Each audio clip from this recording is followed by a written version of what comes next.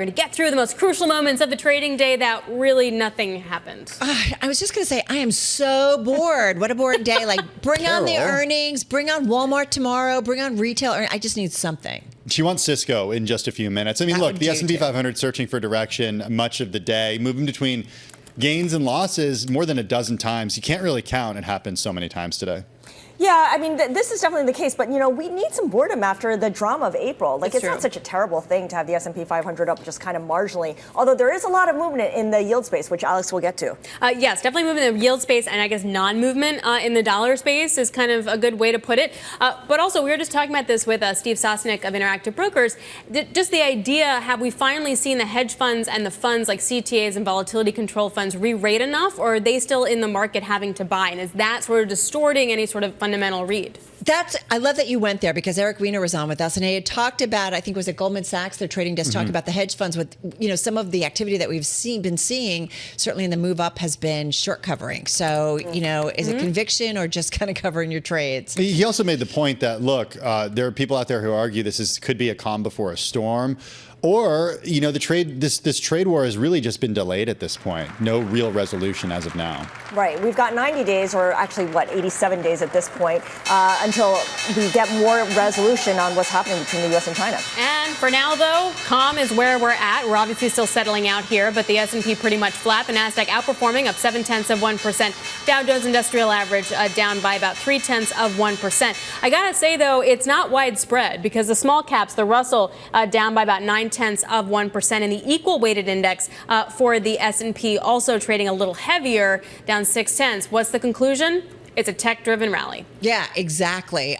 Taking a look at the S&P 500, Alex, a little bit of a deeper dive. You've got most names in the index, 353 to the downside, Scarlet, and 147 to the downside. So more of a risk-off trade, no doubt about it here. Yeah, but to back up your point, Alex, about this being a tech-driven rally, just look at the IMAP.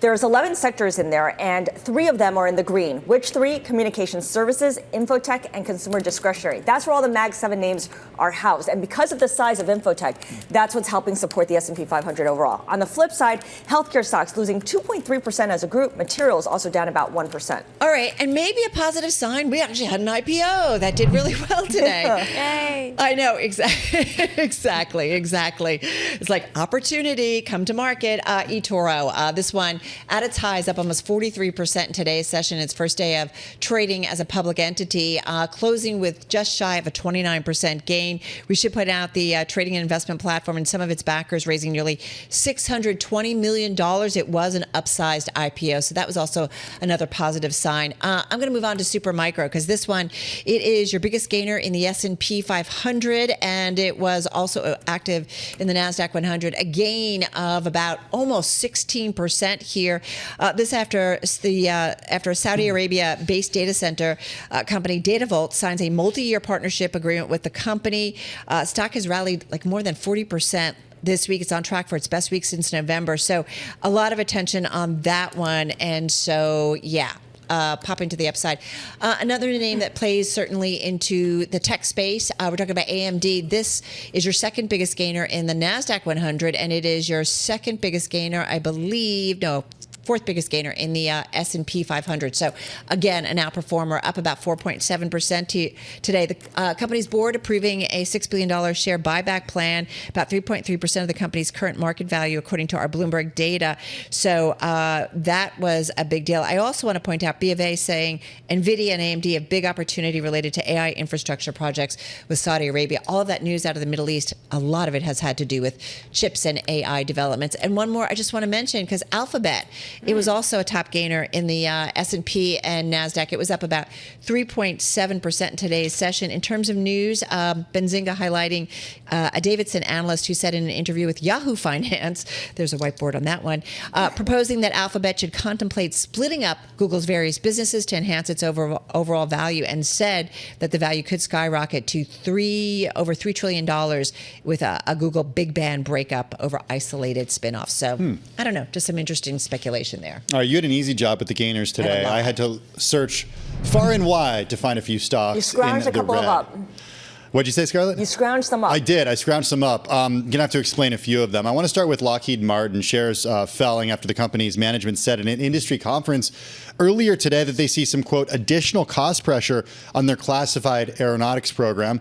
That's all we know because it's classified. It's down about 2.3% on the day today. American Eagle Outfitters also falling today. We're getting more retail stocks this week, and we'll hear from Walmart tomorrow. Before that, though, American Eagle Outfitters falling after the company pulled its guidance for the full year due to a disappointing first quarter with a 3% decline in comp sales, a 5% decline in revenue from a year earlier. They're also registering a $75 million charge related to a write-down of spring and summer merchandise. They withdrew their outlook due to macro uncertainty, which they didn't call out tariffs specifically with that withdrawing of the outlook, but I guess you could throw tariffs into. I feel like that's code word for tariffs, right? That's what we talked about a little earlier, too. Yeah, it kind of means all the same thing. And finally, KinderCare, ticker KLCUS, down 8.5% today. It's an Oregon-based early childhood education and child care services company. Shares fell as much as 15% in the session. Ended off its lows. The company reported first quarter revenue that missed estimates. Operating income, though, did beat analyst estimates, and the company maintained its full year 2025 guidance. Analysts flagged a delay in new customer enrollments as the main driver for the revenue miss. All right, guys, I just want to go to the bond market because if you're bored by the equity market, just go ahead and look at the bond market because that actually fun things did stuff there.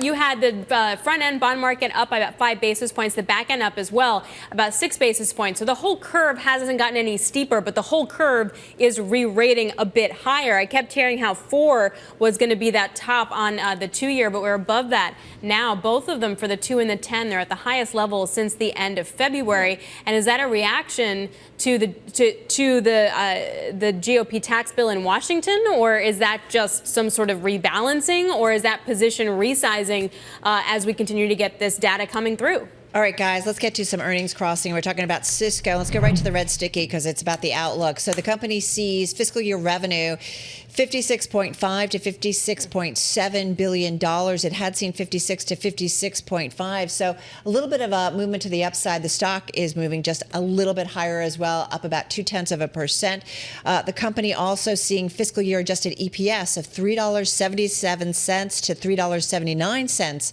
a share. It had seen 368 to 374. So again, a bump to the upside. And again, the stock moving just a little bit higher, up about 0.8% here in the aftermarket. Okay, I'm watching Coreweave, which in the after hours is moving higher. This is a relatively new company to go public. It operates in the data and AI data management space. Coreweave's first quarter revenue coming in at $981.6 million. First quarter adjusted EBITDA coming in at $606.1 million. First quarter adjusted EBITDA margin of 62%. First quarter loss per share of $1.49. The company did hit a record high ahead of that first earnings report. Shares in the after hours right now higher by about 3%. Yeah, but it's really going to depend on what kind of commentary they give in their outlook because people are really looking at Coreweave as perhaps a barometer for the willingness of companies to spend on building out those data centers. So it's going to be the big read on AI spending until we get to NVIDIA in a couple of weeks. All right, guys. So let's see if we can do this one clearly because there was HBO, there was Max, there was HBO Now, HBO Go. And then you had, what was it? I think Max came at the end of that, though. Max, I know. It was like all these confusing things. even for somebody who watches it all the time. Exactly. And that's the issue. And now what they're doing is they're bringing back, I would say, one of the most iconic names when it comes to programming. Okay, so 2 years ago, HBO, or Warner Brothers Discovery, the parent company of HBO, ditched the HBO brand. And I think a lot of people were like, wait a second, what are you doing? HBO is this brand that is known for content from... The Sopranos, Sex and the City. Yeah, this is like iconic. And they were trying to replace it with Max. They thought Max would actually convey the media company's broad reach of programming. Guess what? They're bringing back the HBO part of it. HBO Max, it is back. Do you think they did a focus group? Oh, yeah. Not 2 years ago, I guess. But how long do you think it'll take before they drop the Max completely? Yeah. Like, it's just going to go back to HBO. We'll have come full circle 2 years. after a couple of years. Every 2 years we'll rebrand. Here's my question. I can't keep track of how many streamers that I have, so what about this idea? What if you bundle all them together, and then I just pay one bill every month? What do you guys think about that? I think you can call a company such as Comcast to do that. Wow, isn't that like The mind-blowing? history of media is all about bundling and unbundling, and right now we're like Alex says, renaming and unnaming. Yeah, we're moving towards bundling again. Exactly. It's getting as expensive as it used to be. All right, guys, that's a wrap. So it is HBO Max. Yeah. Okay. I always called it HBO. It didn't matter. I know, right? Right. Good for you. That's because we're old school, Scarlett. I know. did that too. That's true. Revealing our age. All right, guys, that's a wrap. Our cross-platform coverage, radio, TV, YouTube, Bloomberg Radio. We all do it all. We're going to continue certainly here on radio. And, of course, Scarlett and Alex are going to continue there on the TV side. We will see you again, same time, same place, tomorrow.